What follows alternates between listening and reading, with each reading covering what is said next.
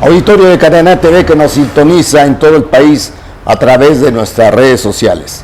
Les saluda a su amigo Leo Montesinos y les da la más cordial bienvenida a esta emisión del Diván de la Utopía.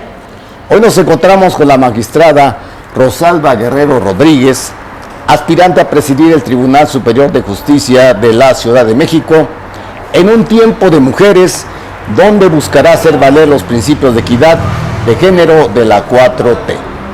De ser favorecida con el voto mayoritario de los integrantes del Pleno, Rosalba Guerrero se convertirá en la segunda mujer en llegar a la presidencia del máximo órgano de justicia de la capital del país.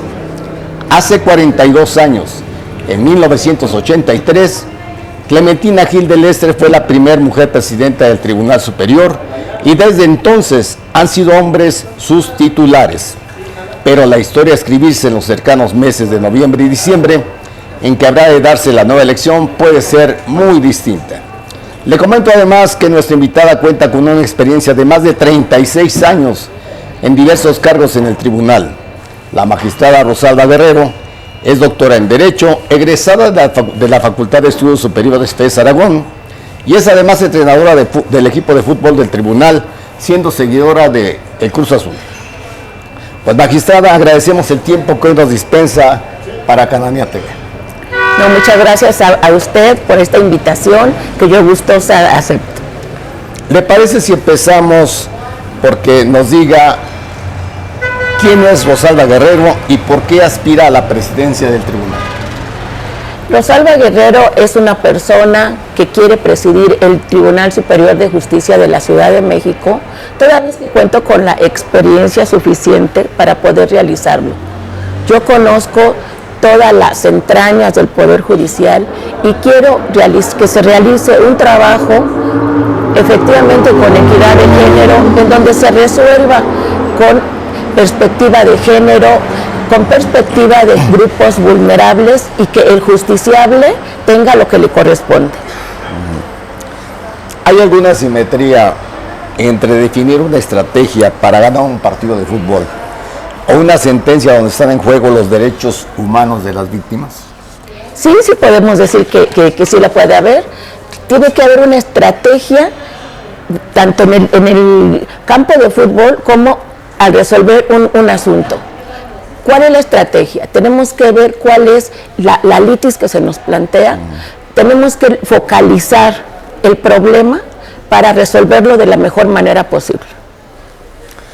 Doctora, presidentes van y vienen en el tribunal y el rezago sigue siendo un problema de primer orden. ¿Puede tener solución y cuál sería el camino para desahogar los miles de expedientes que todavía esperan sentencia? Precisamente tenemos que hacer una estrategia para abatir ese rezago. A raíz de la extinción de juzgados, tanto civiles como familiares, por la implementación del Código Nacional de Procedimientos Civiles y Familiares, se vino un rezago impresionante.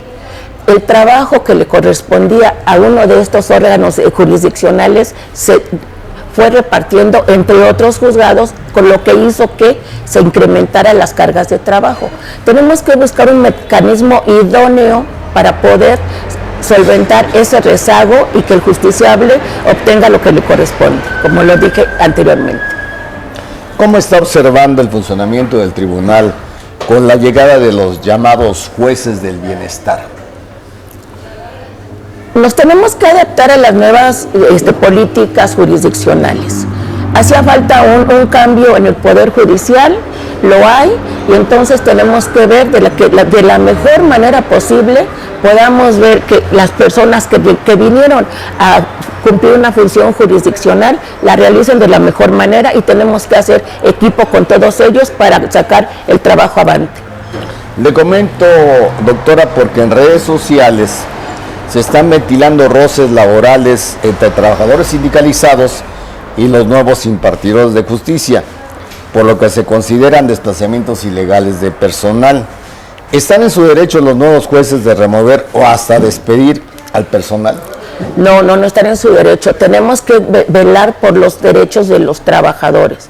Los derechos de los trabajadores no se los damos nosotros, se los da la propia ley. y no puede haber despidos de manera injustificada. Hay que ver que todo el mundo trabaje en armonía en esos centros de trabajo, porque eso conlleva a que uno pueda realizar el trabajo de la mejor manera posible. Sí, porque le comento, o sea, dicen los trabajadores, bueno, está bien que llegue un nuevo juez, un nuevo magistrado, pero ¿por qué me van a correr o por qué me van a desplazar? La base fundamental de todas las áreas son la base trabajadora. Sin la base trabajadora no podemos, el juez de forma unitaria o el magistrado de forma unitaria, sacar avante esas cargas de trabajo que tenemos. Es necesario que respetemos los derechos de los trabajadores. Claro, y me imagino que ya muchos de esos trabajadores ya tienen cierta expertise, doctora, tienen años trabajando ahí en el tribunal. Eso es fundamental. Independientemente de que hay personal de apoyo que no tiene el título de abogado, de licenciado en Derecho, tienen mucha experiencia y realizan el trabajo de abogados. Hay que aprovechar esa experiencia, esas ganas de colaborar de la base trabajadora, que dicho sea de paso, hay gente muy competente y todos en el Poder Judicial queremos trabajar de la mejor manera posible. Usted de ganar en la elección próxima, ¿hará un llamado a estos nuevos jueces del bienestar para decirle, bueno, vamos a sentarnos a platicar, no vamos a ser arbitrarios con los trabajadores?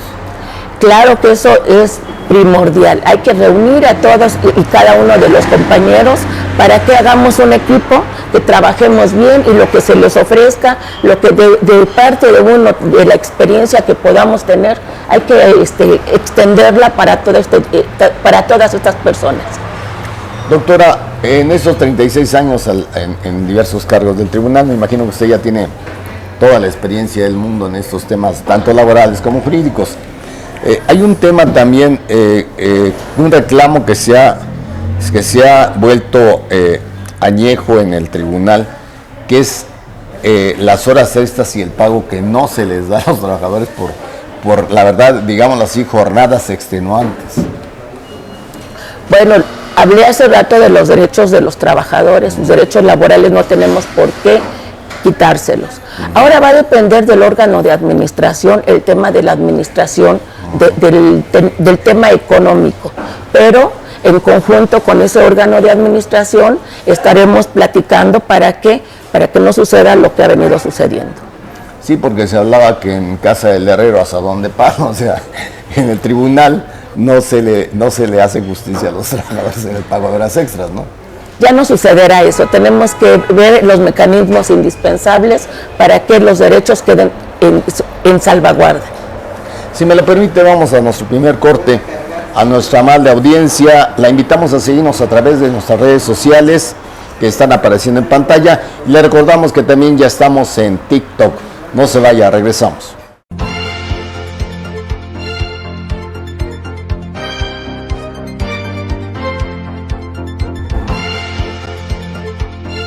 Hola, soy Xenia Romo, una joven integrante de una generación que demanda modelos informativos diferentes a los que por décadas nos fueron impuestos por una caduca clase política neoliberal que ocultó las demandas y carencias más sentidas de la población. Por eso los invito a conocer en Cananea Noticias lo más relevante de los movimientos sociales y sindicales del país y del mundo. Y recuerden que aquí en Cananea TV la lucha sigue. Estamos conversando con la magistrada Rosalba Guerrero, aspirante a ser la segunda mujer en presidir el Tribunal Superior de Justicia de la Ciudad de México.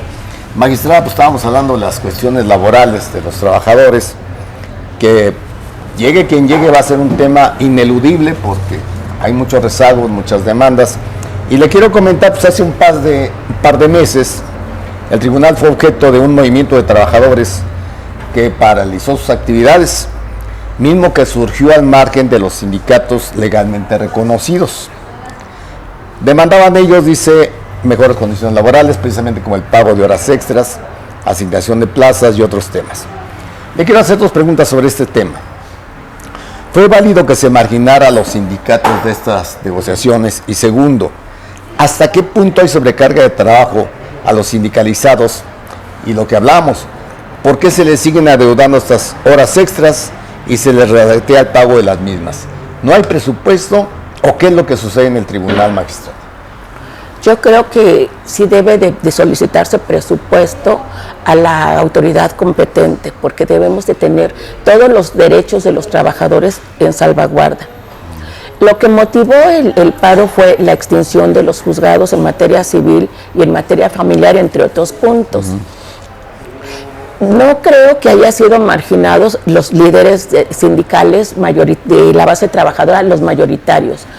Lo que pasa es que aquí se dio un movimiento genuino de la base trabajadora y no por exclusión de los líderes sindicales, sino porque el reclamo de ellos pues tiene que ser bien entendido y pues tenemos que tratarlo de la mejor forma posible. Pero indudablemente se requieren más recursos. Se requieren más recursos, eso es indudable. Porque también ellos hablan de estas sobrecargas de trabajo. Me imagino que usted a lo largo, ya nos decía en una conferencia previa, que usted ya está recorriendo algunos centros de trabajo, platicando con la gente. Me imagino que esta es la parte medular del caso, como usted dice, presupuesto. Pero ¿ya estimó usted cuánto se requiere para subsanar estos pendientes laborales, pero también para modernizar el tribunal? Porque hay unas áreas que de plano se asoma uno y creo que hay hasta telarañas, magistrado. Como comenté hace un momento, el tema administrativo ya no le va a corresponder al presidente del Tribunal Superior de Justicia. Ya hay un órgano administrativo que se debe de encargar de ello. No obstante, yo trataré de estar en coordinación con ese órgano para que realicemos una buena planeación de lo que se requiere para desempeñar bien nuestra función. Fíjese qué importante lo que toca a usted. Este órgano administrativo va a ser, digámoslo así, independiente del presidente. Debe ser independiente. La reforma fue muy clara. Separar la función jurisdiccional, la función administrativa y la función de disciplina. O sea, usted como magistrada, presidenta, va a manejar la cuestión legal y los quintos los va a manejar otra. El órgano de administración, así es. Qué interesante lo que nos dice, porque pues ahora que le vayan a tocar la puerta al órgano de administración, ¿no? ¿Así va a ser? Así es. Ok. ¿Y quién va a presidir este órgano? ¿Quién lo va a dirigir? De hecho, ya tiene una persona que lo preside, es un magistrado que se llama Jorge Guerrero Meléndez. Se integra este órgano por 5 miembros, 3 fueron designados por el Pleno del Tribunal Superior de Justicia, 1 por la jefa de gobierno y 1 por el Congreso de la Ciudad de México. No, y vuelvo a reiterar, qué interesante, porque pues hay otro tema que usted conoce perfectamente y que se había eternizado año con año, era que llegaba diciembre, iban los trabajadores de los sindicatos y tocaban la puerta y exigían a la jefatura de gobierno que les pagara sus vales de despensa de fin de año. No sé si recuerda que siempre era lo mismo. Y los presidentes, digo, perdón, señor Guerra, y a quien no le guste, pero siempre ustedes decían, es que ya se nos acabó el dinero. Y mi pregunta es, bueno, si está incluido este gasto en el gasto corriente, que debe estar etiquetado, pues ¿qué pasaba? ¿Por qué no había dinero? Yo supongo que si bien está etiquetado ya en una partida presupuestal, se ha ido dando por partes. Supongo, o quiero suponer que eso fue lo que sucedió y por eso no se tuvo el recurso en su momento. Sí, porque como usted dice, bueno, yo si llego al cargo, pues esto ya va a ser cuestión administrativa. Pero a final de cuentas usted va a ser la cabeza del tribunal. Claro, yo tendré que ver con el órgano de administración que se pidan los recursos suficientes para que quede garantizado el salario de la base trabajadora. Sí, claro, y qué bueno que lo anuncia a los trabajadores y a la sociedad en su conjunto, porque pues ahora sí, como usted dice, a ver, aquí tú eres esto, tú eres responsable de esto, y si falta algo, pues sobre ustedes, ¿no? Así Digo, es. porque así pasa, cuando hay problemas ya administrativos, falta dinero, y dicen, no, pues es que no tenemos dinero. Y esa duda siempre me asaltó, y una vez le pregunté a cierto funcionario, oye, pero ¿por qué no dan dinero? Dice, pues yo no sé, el dinero está etiquetado. Aquí es fundamental de que no se puede dejar de percibir el salario de cada uno de la base trabajadora. hay que tener garantizado esa partida presupuestal. Con eso vamos a lograr también de que el justiciable sea bien atendido, que se le dé lo que le corresponde, que seamos un tribunal eficiente, eficaz, un tribunal idóneo, independiente. Claro. Hablando de los horarios de trabajo, magistrada, se da por un hecho la aprobación de la iniciativa enviada por la presidenta Claudia Sheinbaum al Congreso, me refiero a la semana de las 40 horas. ¿Qué va a pasar con los horarios extras que ya son costumbre en el tribunal? ¿Será posible aplicar las 40 horas en los juzgados capitalinos?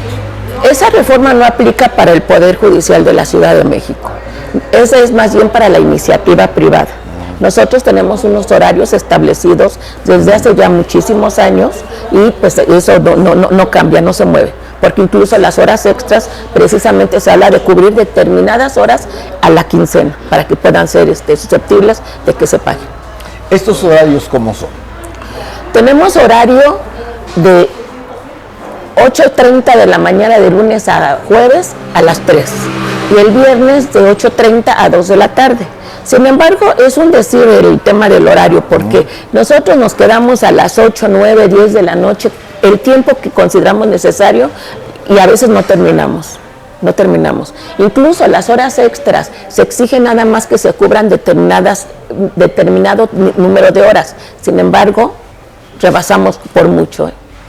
Yo lo que le decía es un tema, yo me enteré por ahí que pues, había gente que salía a las 8 o 9 de la noche, sí, ¿cierto? Sí es.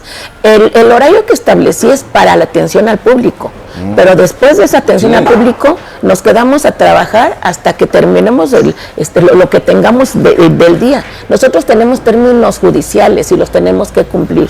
Claro. Entonces, si los tenemos que cumplir, no podemos nada más trabajar de 9 a 3 o de 8:30 a 3 o de 8:30 a 2. Y ese tema, si me permite, magistrada, pues tendrá usted de ganar la elección que verlo directamente ya con el Congreso, porque es el que autoriza el dinero. Pero mi pregunta es, ya están ellos diseñando los presupuestos. ¿Cómo le va a hacer o cómo le van a hacer ustedes? ¿Van a mandar una carta, algo así a los diputados locales? Oigan, espérenme tantito.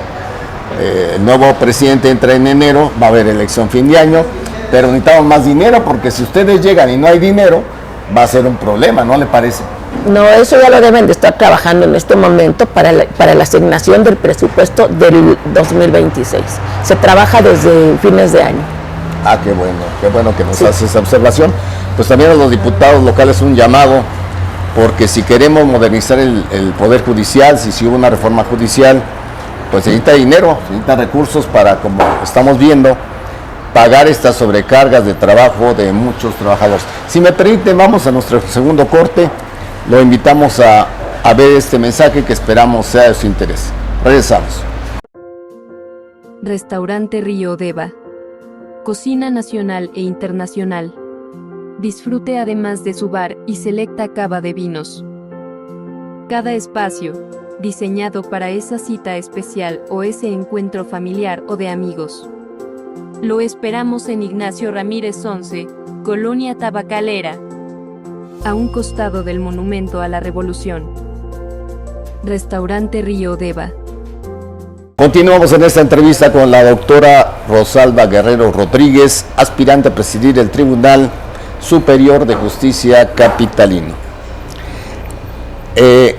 Doctora, hace unos días millones de mexicanos fuimos testigos de un hecho que en otros tiempos hubiera sido inconcebible. Por primera vez en su historia, la Suprema Corte de Justicia abrió sus puertas para que en audiencias públicas el ciudadano común pudiera ser escuchado por el nuevo ministro presidente Hugo Aguilar Ortiz.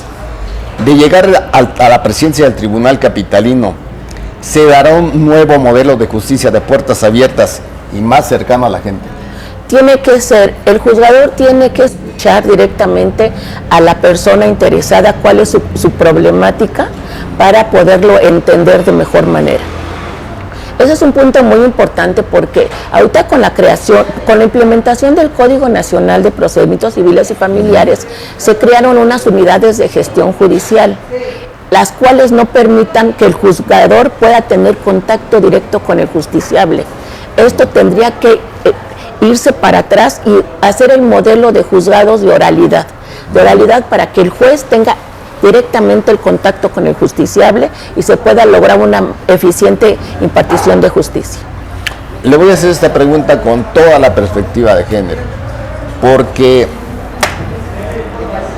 ¿no le parece que ya llegó el momento en que las mujeres, sobre todo juezas, magistradas, pero también todos sus pares, vean a la víctima, a la gente que llega a pedir justicia como seres humanos? Porque antes los veían como una estadística, como decía, la ley dice esto y vamos. Llegó a pasar muchas veces en la Suprema Corte que ni siquiera se tomaba en cuenta si había un daño social o un despojo de una comunidad. ¿Cree que tiene que tener un nuevo rostro, con un rostro de mujer la justicia en la Ciudad de México? Estamos en época de aplicación de derechos humanos, que se tuvo que poner en la Constitución para que lo tomemos en cuenta. Tenemos que aplicarlos y hay que ver cuál es la problemática de cada persona en específico, cuál es el punto vulnerable y efectivamente ya tenemos amplitud para poder no nada más ser legalistas, sino aplicar esos derechos que le corresponden a todo individuo. A diferencia de las elecciones en los cargos del Poder Judicial Federal, donde votaron los ciudadanos por los nuevos ministros, magistrados y jueces, en el Tribunal Capitalino todavía son 79 magistrados miembros del Consejo de Pleno los que van a elegir a su presidente. Tenemos entendido que con la reforma del Poder Judicial llegaron 32 nuevos magistrados del bienestar, corríjame si estoy mal, y numéricamente se necesitan por lo menos 41 votos del total de los 79 para ganar. Mi pregunta es, ¿cómo incidirá esta nueva composición en la cercana elección del Pleno? ¿Se deberá acudir también a buscar el voto de los nuevos ministros o se correrá el riesgo de que estos impongan su propia línea? Bueno, nada más aquí hay que hacer una precisión. Somos 79 magistrados y se necesitan las 2/3 partes para poder llegar a la presidencia del Tribunal Superior de Justicia de la Ciudad de México. Los magistrados que fueron... ¿Son cuántos las 2/3 partes? Son, si estamos todos los magistrados, son 53 votos. 53 votos. Estaba yo aquí mal en la presidencia. En la elección extraordinaria de 2025 fueron 34 magistrados a elección. Si somos 79, para el 2027 vamos 45 más. La conformación del Pleno obviamente es distinta, obviamente hay muchas caras nuevas, pero eso no va a incidir. Cada uno tiene que hacerse responsable, porque el votar por una presidenta o un presidente es una obligación que tenemos y lo tenemos que hacer de forma responsable. Hay que ver cuál es la mejor opción que tenemos, porque el Tribunal Superior de Justicia de la Ciudad de México es el más grande de la República. Se ventilan muchos asuntos de gran importancia y tenemos que asumir esa responsabilidad de ser conscientes a quién le vamos a dar nuestro voto. Claro.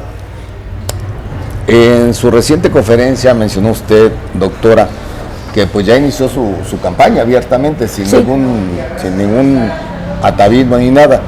¿Cómo percibe el ánimo de sus pares para brindarle su voto? Porque suponemos que habrá otras y otros candidatos. Sí, efectivamente. He estado platicando con muchos compañeras y compañeros magistrados y me han manifestado que lo están pensando muy bien, meditando cuál es la mejor opción. Le voy a hacer una pregunta que nos pidieron plantearle nuestros lectores en los chats de Cananea y dice lo siguiente: ¿qué medidas tomará usted para combatir a los abogados coyotes y las acciones irregulares de muchos impartidores de justicia que se prestan todavía a vender la justicia? Aquí hay un punto muy importante. Yo siempre he manifestado que los abogados se tienen que hacer responsables de sus actos, así como los servidores públicos tenemos nuestras obligaciones y nuestras responsabilidades. Yo siempre he propuesto de que se haga una certificación de abogados, no colegiación, sino certificación. Así como la Secretaría de Educación Pública nos da la patente para ejercer el cargo de abogados, también no la puede quitar. Se tienen que registrar todos los asuntos que se lleva por ese despacho, por ese abogado, y si comete alguna irregularidad, por ejemplo, de que no ofrezca pruebas, de que no conteste en tiempo la demanda, de que no asista a las audiencias, de que no promueva los recursos correspondientes, ¿por qué no una sanción también para ellos? Yo creo que hay que hacerlo. Claro, y lo importante, ¿no le parece, magistrada? Como mencionamos, es abrir los canales para que el ciudadano común pueda tener acceso a ustedes y decirle, oiga, me puede recibir porque está pasando esto, ¿no? Así es. Yo también he hablado de un observatorio ciudadano, en donde, para coadyuvar con el Tribunal de Disciplina, que nos digan concretamente cuál es el problema que está sucediendo y en dónde. Así ya focalizado, poner mucha atención para poder dar la atención adecuada. A ver, eso sí es muy importante. Platíqueme cómo funcionaría este observatorio ciudadano y quiénes lo integrarían. Tendrá que ser gente de suma capacidad. Tendremos que elegir entre el personal de tribunal, que la verdad hay gente muy, muy valiosa, en donde nos digan, está al pendiente de las personas que existan, nos digan cuál es su problemática, para que le demos seguimiento y vuelvo a repetir, coadyuvando con el Tribunal de Disciplina, podamos lograr que se solucione el problema. Pero que no sea la eterna oficialidad de parte donde diga el ciudadano, pone su escrito y no, me contesta. No, sería personalizada la atención.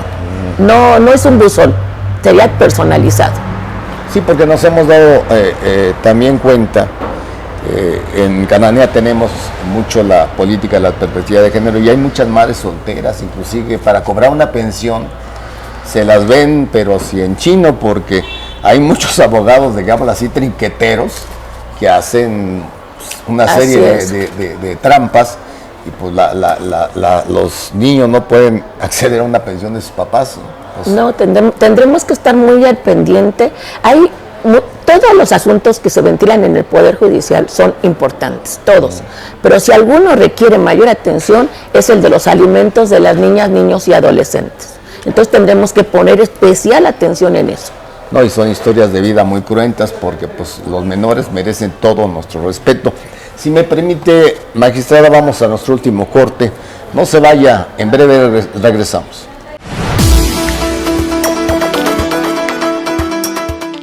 El mundo del trabajo en México se está transformando. Desde la entrada en vigor de la reforma laboral han sucedido cambios que impactan al ámbito salarial y a la democracia interna de los sindicatos, tanto del apartado A como del apartado B. Pero hay circunstancias y dinámicas que deben ser valoradas bajo la óptica de especialistas en la materia. Es por ello que en la barandilla laboral de Cananea TV, el abogado Pablo Franco le trae semana a semana su análisis sobre lo más relevante del acontecer laboral y sindical del país. Soy Angie Torres y lo invito a seguirnos en nuestras redes sociales y enviar sus comentarios al correo que está apareciendo en pantalla, tvcananea@gmail.com, porque recuerde que aquí, en Cananea TV, la lucha sigue. Pues auditorio, el tiempo se nos fue como agua porque el tema que estamos tratando atañe a millones de ciudadanos que a diario acuden al tribunal capitalino a buscar justicia. Magistrada, en México es obvio que todavía persisten inercias misóginas y machistas y creemos sinceramente que en el tribunal no es la excepción. ¿Qué le dice a la ciudadanía, pero sobre todo a sus compañeras y compañeros en cuyas manos estará el llevar por segunda vez en su historia a una mujer al máximo tribunal de justicia de esta ciudad? ¿Qué invitación les hace para que la apoyen? Yo nada más replicaría lo que dijo la presidenta de la República al momento de tomar protesta de su encargo. Es tiempo de mujeres. Las mujeres podemos con esta responsabilidad y con muchas más. Es tiempo de mujeres, vuelvo a repetir, está la presidenta de la República, la jefa de gobierno, hay fiscal, mujer, hay presidenta del Tribunal de Justicia Administrativa e innumerables cargos donde las mujeres están ocupando los mismos. Es tiempo de mujeres y yo exhorto a mis compañeras, a mis compañeros que no lo echemos en saco roto. Hay que ver, hay que cambiar, hay que darnos la oportunidad de poder demostrar que las mujeres podemos con esta alta responsabilidad. Yo me siento debidamente capacitada para poderlo hacer y sé que lo voy a lograr. Se dejó entreabierta la puerta para que el actual magistrado Guerra Álvarez pueda reelegirse. ¿Se perciben en el tribunal las condiciones para una reelección, magistrado? Bueno, yo quiero primero decir que la Constitución de la Ciudad de México no permite la reelección. En la ley orgánica se da la posibilidad de que el señor presidente pueda participar. Estamos en circunstancias similares. Por eso el voto de los magistrados, las magistradas, tiene que ser muy pensado, con mucha responsabilidad, para ver si se le permite a él continuar o damos un cambio. Quiero que le comente al auditorio, a grosso modo, cuál es el proyecto que usted plantea para reformar y modernizar al tribunal. En principio de cuentas, tenemos que ver con el Congreso para eliminar las unidades de gestión judicial, que vuelvo a repetir, no funcionan, ocasionan rezago y no se permite que el justiciable tenga el trato directo con el juzgador, con la persona juzgadora. Entonces eso es primordial. Tenemos, en esta ocasión, el periodo de la presidencia es muy corto, son 1 año con 8 meses. Tiene que ser a marchas forzadas y a mí se me hace primordial esa circunstancia. ¿Por qué 1 año con 8 meses, doctora? De acuerdo a la reforma al Poder Judicial, ahorita, como dije hace un momento, fueron a elección 34 magistrados y magistradas. Vamos 45 para el próximo elección del 2027. Ya para ese momento se tiene que ver quién es la o el magistrado más votados y será quien presida a partir de septiembre del 2027.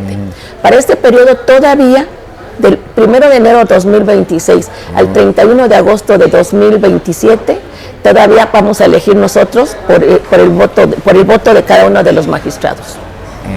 Sí, ya le entendí. Esto es muy interesante porque va a ser podemos decir, un mini periodo. Así es, así es. Por eso tiene que ser a marchas forzadas el trabajo que se tenga que realizar. Claro, no, y muy importante lo que usted dice, porque pues ya el que viene va a ser electo con el sistema que ya se estableció, correcto. Doctora, hace unos años cuando usted buscó la presidencia también, surgieron por ahí ciertos visos de guerra sucia en su contra. La llegaron a acusar de que usted tenía la familia trabajando en el tribunal y esas cosas. ¿Está preparada para estos ataques mediáticos? Sí, porque si bien es cierto, sacaron varias notas erróneas, por cierto, porque no es acertada la nota en sí, pero pues cuando ingresan a laborar, pues se les hace un examen del administrativo, no trabajaron conmigo, entonces sí, fue muy errónea esta nota, pero pues es parte de la guerra sucia. Y parte de lo que se viene, porque además, de lo que se viene. No, yo siento que muchos magistrados dicen, bueno, porque una mujer, bueno, ya lo dijimos aquí, hace 4 décadas hubo una presidenta magistrada. De hecho, el edificio que está aquí en Avenida Juárez, si no mal recuerdo, lleva el nombre de la magistrada Clementina Gil del Este. Clementina Gil del Este, lo que demuestra pues que fue una predecesora de lo que ahora se puede dar en la persona de la magistrada Guerrero. Doctora, me gustaría que le envíe a la ciudadanía y a sus pares un mensaje de por qué es importante implementar un cambio de fondo en el Tribunal Superior de Justicia de la Ciudad de México. La percepción que tiene la ciudadanía de las juezas, los jueces, magistradas y magistrados es muy negativa. Tenemos que cambiar esa percepción, pero la tenemos que cambiar con el trabajo que realizamos día con día. Tenemos que ser transparentes en nuestro actuar, hay que escuchar al justiciable y hay que darle al justiciable lo que se merece. Claro. Una justicia completa, genuina, cerca al pueblo, a los grupos vulnerables, y así lograr que todos queden convencidos que habemos gente muy valiosa en el Poder Judicial, en el Tribunal Superior de Justicia, que queremos servir como lo merecen. Doctora, falta personal en el tribunal. Para la creación de nuevos juzgados, claro que hace falta más personal. ¿Cómo cuánto personal es necesario? Honradamente no tengo una medida, pero pues es cuestión de que se llegue a hacer una buena planeación. Eso se tendrá que hacer, nuevamente lo comento, junto con el órgano de administración. En lugar de reducir áreas, hay que incrementarlas. Una reforma de gran calado, como es la implementación del Código Nacional de Procedimientos Civiles y Familiares, también va acompañada de presupuesto. Necesitamos instalaciones dignas, necesitamos personal adecuado para que lo podamos realizar de la mejor manera posible. El Código Nacional tiene es una reforma bien intencionada, que nos escuchen, que escuchemos y que seamos eficaces. Claro, yo no soy abogado, ¿verdad? Pero pues creo que el sentido común apunta que pues si hay mayor carga de trabajo, hay un nuevo sistema judicial, pues debe de haber más personal. Así es. ¿No le parece? Sí, así es. Correcto. Pues doctora, por mi parte agradezco su presencia hoy en el Diván de la Utopía. Le deseo la mejor de las suertes porque en este tiempo de mujeres debe considerarse que una profesionista de sus capacidades y experiencia arriba al máximo órgano del Poder Judicial de esta ciudad. Creo que nuestra ciudad se lo merece. Creo que las mujeres están demostrando, digo, a ver si no me linchan en mi género, pero están demostrando mucha capacidad y mucha responsabilidad. Los espero en la próxima emisión porque recuerde que aquí en Cananea TV la lucha sigue.